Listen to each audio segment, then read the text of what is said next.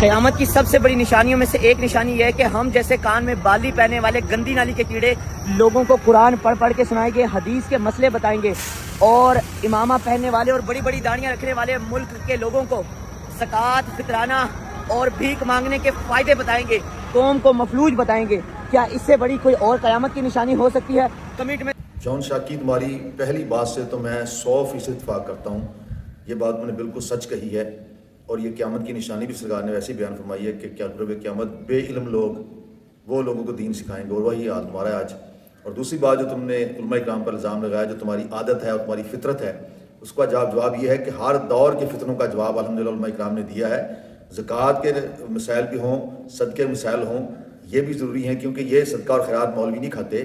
یہ علماء کرام نہیں کھاتے، بلکہ یہ اس امت کے غربا میں، فقراء میں اور دین کے طالب علموں میں تقسیم کرنے کی ترغیب دیتے ہیں، یہ ان کی ڈیوٹی ہے۔ اسی طرح دین کا جتنے بھی معاملات ہیں الحمدللہ علماء کرام بحسن طریقے سے اس کو سر انجام دے رہے ہیں۔ ہر دور کے فتنوں کا سر کچلنے والے یہ علماء کرام ہیں، اسی لیے جتنے بھی تم جیسے بے راہ روی کے شکار ہوتے ہیں اور جتنے بھی تمہارے جیسے یہود و نصارہ کے ایجنٹ ہوتے ہیں، انہیں سب سے زیادہ تکلیف علماء سے ہوتی ہے، کیونکہ علماء کیا ہیں؟ علماء جو اس دین کے پہرے دار ہیں، اور جب بھی چور کہیں نقب لگاتا ہے تو اسے سب سے زیادہ تکلیف جو ہوتی ہے، سب سے زیادہ پریشانی جو اس کو ہوتی ہے، وہ پہرے داروں سے ہوتی ہے،